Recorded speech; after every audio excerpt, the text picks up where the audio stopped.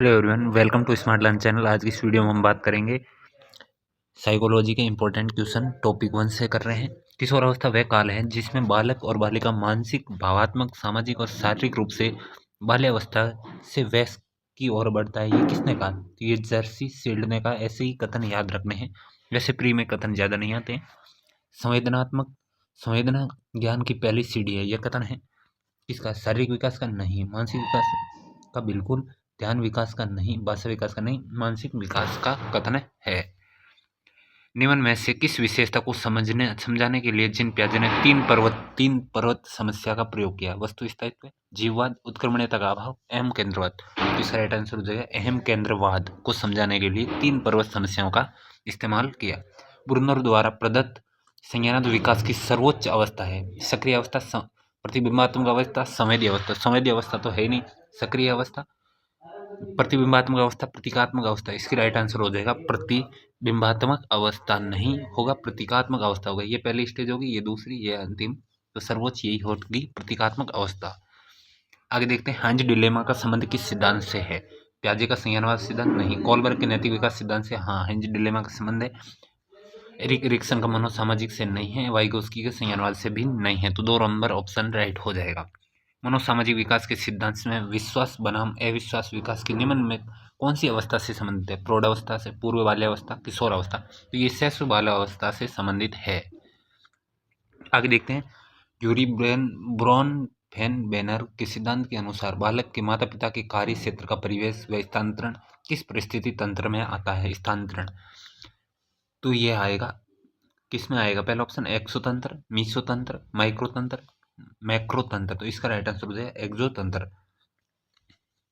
आगे देखते हैं, माइक्रोतंत्र में स्वयं और स्वयं के आसपास का परिवार पड़ोस आ जाएगा।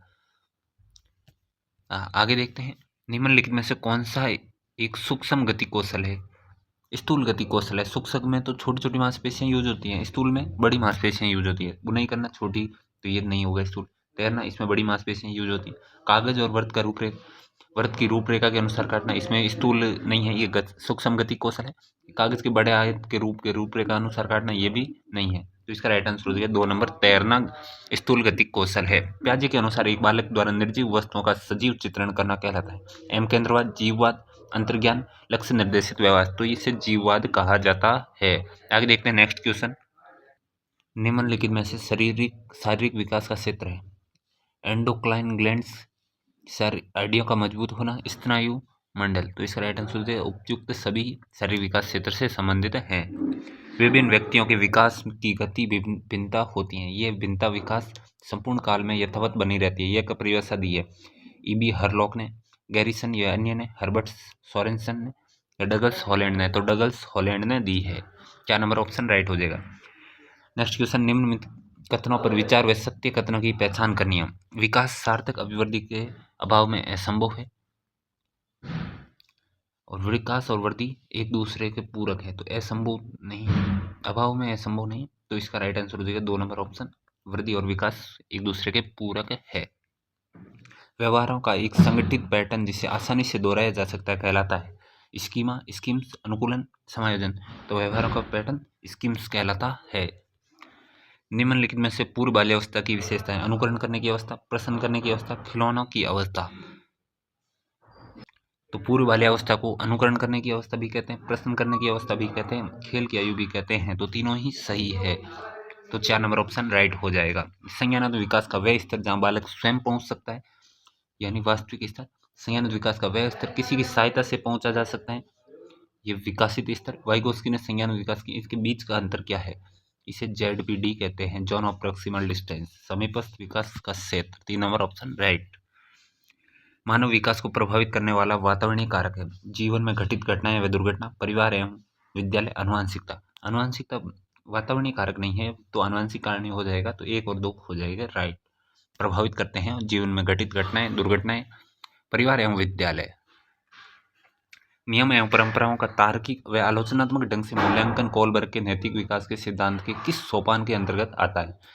यांत्रिक सापेक्षता, उन्मुखता, सामाजिक क्रम संपोषिता। इसमें जो क्रम होगा वही रखेगा। सामाजिक अनुबंध, उन्मुखता, दंड और आज्ञाकारिता। दंड में तो दंड से आज्ञाकारिता बांधने के लिए काम करेगा। तो इसका राइट आंसर हो जाएगा सामाजिक अनुबंध उन्मुखता। बालकों की सोच अमूर्तता की अपेक्षा मूर्त अनुभव व प्रतियों से होती है। ये अवस्थाएं जन्म से 2 वर्ष, 2 से 7 वर्ष, 12 से वयस्क तक, 7 से 12 वर्ष तक। तो ये राइट हो जाएगी 7 से 12 वर्ष तक होती है, मूर्त से होती है। अमूर्तता तो नहीं आती है। निम्नलिखित में से कौन सी विशेषता बाल्यावस्था की है? शारीरिक व मानसिक विकास पूर्णतः स्थिर है, संग्रह की प्रवृत्ति होती है। तो ये ऐसे ही है, 2 होता तो केवल संग्रह की प्रवृत्ति होती है, इस मानसिक विकास इस तरह नहीं होता। निम्न में से कौन सा कथन उत्तर बाल्यावस्था की सामान्य विशेषता से संबंधित है? माता पिता के दृष्टिकोण से उत्पत्ति अवस्था, कामोत्तेजना की दृष्टि से सुप्त अवस्था। बिल्कुल दोनों ही सही है। कामोत्तेजना सुप्त रहती है और माता पिता की दृष्टि से उत्तर बाल्यावस्था उत्पत्ति अवस्था है। इसे गंदी अवस्था भी, डर्टी एज भी कहते हैं। कॉल्स और ब्रूस ने बाल्यावस्था को अनोखा काल कहा है। किसके लिए? शारीरिक विकास के लिए, संवेगात्मक विकास के लिए, मानसिक विकास के लिए, उपयुक्त सभी के लिए। तो मानसिक विकास के लिए नहीं, शारीरिक विकास के लिए कहा है। सृजनात्मक क्रियाओं को प्रारंभ की अवस्था कौन सी है? सृजनात्मक क्रिएटिविटी की क्रिया कहाँ से आरंभ होती है? शिशुअवस्था से, बाल्यावस्था से, किशोरावस्था से, वयस्क अवस्था से। तो ये बाल्यावस्था से आरंभ हो जाती है। बालक का जितना भी मानसिक विकास होता है उसका आधा प्रथम 3 वर्ष में हो जाता है। उक्त कथन है Crow and Crow, Goodenough, Adler, Rousseau. तो गुडेनफ का कथन है। मानव विकास आजीवन चलता रहता है। यद्यपि 2 व्यक्तियों में बराबर नहीं होता, किंतु सामान्य बालकों में विकास का क्रम एक सा रहता है। यह विकास किस सिद्धांत की ओर संकेत कर रहा है? सामान्य से विशिष्ट नहीं। समान प्रतिरूप, एक जैसा पैटर्न चल रहा है। हाँ बिल्कुल, एक क्रम बताया, एक जैसा पैटर्न चल रहा है। सतत विकास में इसमें कोई बात नहीं हुई। परस्पर संबंध का भी कोई बात नहीं हुई। तो यह समान प्रतिरूप का सिद्धांत है। आगे देखते हैं। शुरू में बच्चा एक अपनी पूरी हथेली का उपयोग करके वस्तु को पकड़ता है। धीरे धीरे वृद्धि और विकास के स्वरूप में अंगुलियां और अंगूठे का उपयोग कर वस्तु उठाने के लिए करता है। इस प्रकार की प्रगति है। अनियमित प्रगति नहीं। सेफेलोकोडल, शीर्ष पैर की ओर नहीं। प्रोक्सिमल डिस्टेंस, केंद्र से बाहर की ओर। विशिष्ट व्यापक कार्रवाई प्रगति नहीं। तो ये प्रोक्सिमल डिस्टेंस है, केंद्र से बाहर की ओर विकास होता है। बालक सहयोगात्मक खेल में अधिक रुचि लेते हैं। उक्त कथन जीन पियाजे के नैतिक विकास सिद्धांत के किस स्तर से संबंधित है? नैतिक समानता, नैतिक सापेक्षता, नैतिक यथार्थता, नैतिक अधिकार। नैतिक अधिकार तो है ही नहीं स्टेज, तो इसका राइट आंसर हो जाएगा नैतिक समानता। आगे देखते हैं। निम्नलिखित में से विकास के सिद्धांत का सही मिलान करना है। समीप दूराभिमुख सिद्धांत, समीप से, तो ये हो जाएगा शरीर के केंद्र से बाहर की ओर। केंद्र से, 4 नंबर ऑप्शन, शरीर के केंद्र से बाहर की ओर। तो पहला हो जाएगा शरीर के केंद्र से बाहर की ओर। सिर पदाभिमुख, सिर से पैर की ओर। और अंत्य व्यक्ति में विभिन्न बच्चों में भिन्न भिन्न दर से बढ़ते हैं। और अंतरा व्यक्ति में किसी एक बच्चे के विकास की दर, विकास के क्षेत्र अपेक्षा दूसरे से भिन्न हो सकती है। तो ये इसका पहले में चौथा, दूसरे में पहला, पहले में चौथा और दूसरे में पहला ही ऑप्शन राइट हो जाएगा। ये कोड भर दिया। आगे देखते हैं। व्यक्ति अपने मत और दृष्टिकोण को ही महत्व देता है, दूसरों के मत को नहीं समझता। उक्त कथन किशोरावस्था की किस विशेषता से संदर्भित है? वैचारिक आदर्शवाद इसमें नहीं दिखाई दे रहा है। अहम केंद्रवाद बिल्कुल अहम, ईगोसेंट्रिज्म है। परिकल्पित निगमनात्मक चिंतन की कोई बात नहीं है, अमूर्त चिंतन की भी कोई बात नहीं है, तो अहम केंद्रवाद हो जाएगा। रॉबर्ट हेवीवर्स्ट के अनुसार मध्य बाल्यावस्था के विकासात्मक कार्य में शामिल नहीं है साधारण खेलों की शारीरिक कुशलता सीखना, नैतिक व अन्य मूल्यों का विकास, लैंगिक भूमिका को समझना, पुरुषोचित व स्त्रियोचित भूमिका को प्राप्त करना। तो ये कार्य नहीं है, स्त्रियोचित और पुरुषोचित भूमिका को, सामाजिक भूमिका को प्राप्त करना। आगे देखते 75 नंबर। पियाजे के नैतिक विकास सिद्धांत के किस स्तर पर बालक यह मानता है कि जो कुछ भी बड़ों नियमों, कायदों आदि द्वारा तय किया, बड़ों के द्वारा किया गया वही उचित और सही है? तो नैतिक समानता, नैतिक अधिकार तो है ही नहीं, नैतिक यथार्थता, नैतिक सापेक्षता। तो सापेक्षता में तो कुछ सही नहीं, वो अपना तर्क देगा।